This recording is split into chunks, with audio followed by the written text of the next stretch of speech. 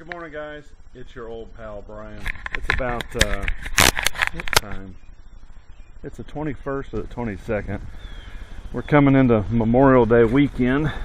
That's our first big boating holiday, and I will be very busy after Friday. Got the ship ready for launch, and I'm going to take the dirt yacht and carry it over to the local place where I like to camp out. This is a Hyperion battery. I just got these, so I can actually reasonably tell you the difference between an E-Flite battery, a Hobby King Nanotech, and a Hyperion battery. Ooh, I gotta be careful. I have a white balance issue, if you will, against those trees. I've already had to take and throw a couple of pieces of PVC pipe up into the tree to get this thing out. Idiot. Let's see. The bottom line, guys, is I have to share this with you. Phil is my effing hero. Phil, your performance the other day was magnificent. That's all I can say. I can never top you. I think Rob put it best to me in a private email. He said that is the most awesome crash I've ever seen in my 30 years of flying RC. That right there says it all. So Phil, thank you for showing us the wonderful time you and Rob and Kaz had out there, and I really liked your write-up, and I hated it yet loved it when you crashed. I loved it that you got it on film. That's been the worst times for me, is I've had these spectacular crashes and didn't have them on video. And I mean, if you're gonna crash, right, it needs to be on video. So thanks for sharing, and really you're a big man for letting that out. Kaz, the great praise for you. 30 seconds, usually it's a whole lot less. Yeah, do yourself a favor, you'll need them for about an hour of total flight time. But if you've got remotely decent hand-eye coordination, which apparently you do, you're able to fly for about 30 seconds. Go ahead and make you or buy you some training gear for your helicopter. Literally, you only need it for about an hour, and after that they become a detriment and you need to pull them off. What else? Joaquin, you should have been or are camping, having a man trip. Spiros, fantastic. I really jazzed about how well you've been doing as far as flying. That I always have to bring this up, but you know, you wrote me a plaintive email about how going to the collective pitch world was just pure insanity, and now you're flying. So how funny is that? What else? One of y'all is doing pretty good. I forget who it is. I think is it Engelburn that's working way too much. Shout out to Jonesy. Of course, my oldest pal Simon.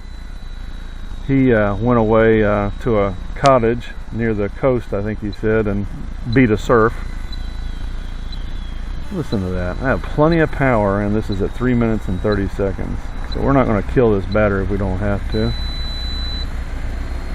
Yeah. I'll say this, at least initially, the Hyperion's has some power. It has excellent power plus staying power. Well, that's it for that, and I'll show you my MCPX flying around here in a minute, but that's what's going on for now. And as always, see ya. Hey guys, it's your old pal Brian once again. Let's see if you can see the new lid for the MCPX. Can you see that alright? That's a Slurpee. I don't know if y'all have those overseas. An icy, they're a slushy frozen drink. That's the lid that goes on top. And you can get them everywhere.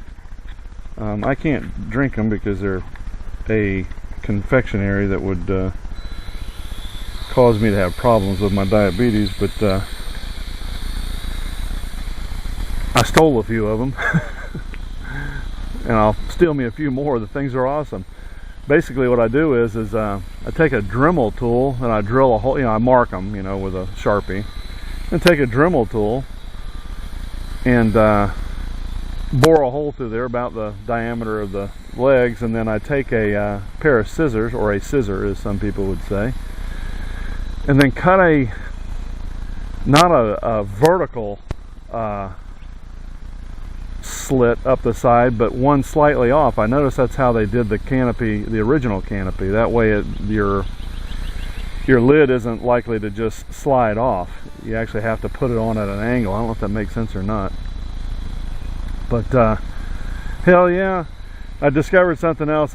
I really don't need to paint the thing for orientation. I did put a little piece of yellow tape on the front, because apparently what I do is, because you never know how you track things, is I track by the white props.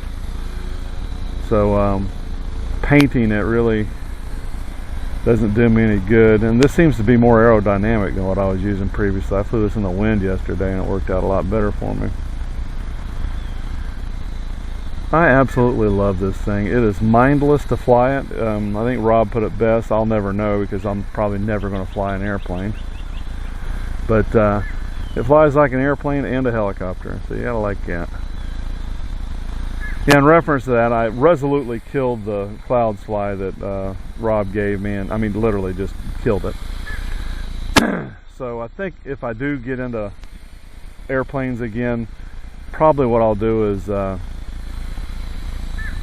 my pal Jeff, shout out to Jeff out there in the cold lands of Minnesota. He recommends, and another friend of mine has two of them, these little aircraft whose name escapes me, but they really don't fly any faster than you can walk.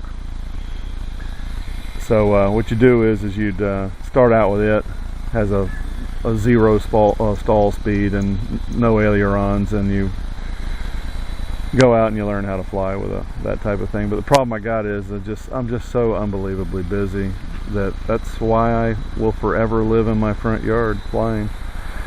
And now I fly further away from myself into my neighbor's airspace, which I find humor in.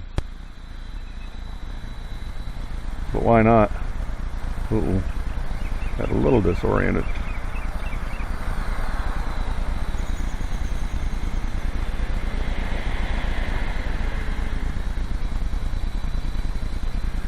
Got a project going on at my house. See if I can get the thing back over here.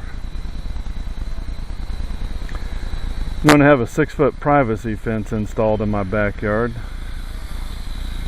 There's a fencing guy that gave me a great bid. So I'm looking forward to that. Reflux is killing me as usual in the morning. I don't know what I'm going to do about that. I think that goes. I sincerely believe that'll go away when I retire. It's funny, the little lid is made out of kind of a hard plastic. Truth is, it's probably made out of parts of corn. We've developed a way to make plastic out of corn. That's what our most of our water bottles are made out of now. It's a type of cellulose, but it's not like vinyl. It's closer to cellulose, so it actually rattles on the frame of the MCPX. It's funny. It makes a noise now because it was quiet previous. I guess if you were real ambitious, you could put canopy nuts on there and that'd make that go away.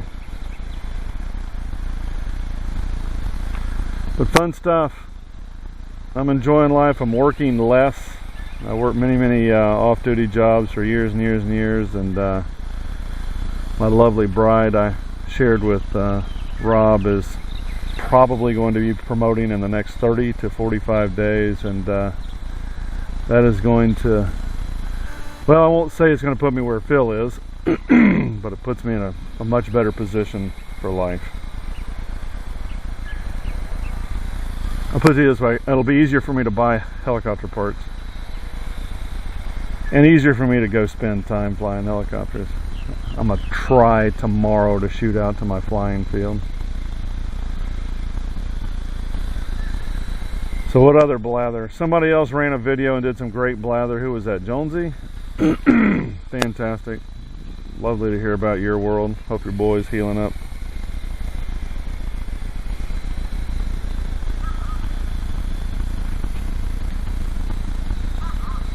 Those are crows you hear. It's neat to listen to the folks in Australia. Their birds in the background. You got all those tropical birds making noise.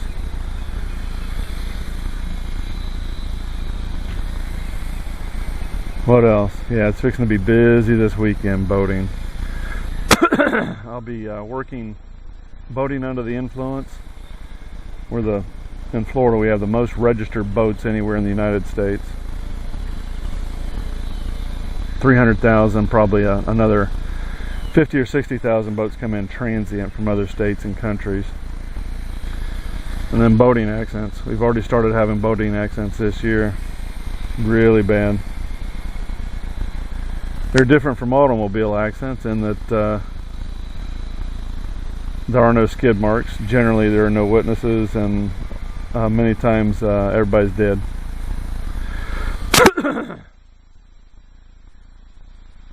Goodness, this reflux is terrible.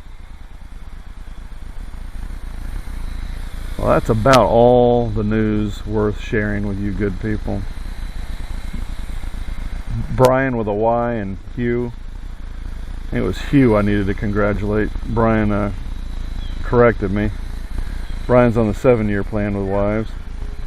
Hugh, congratulations.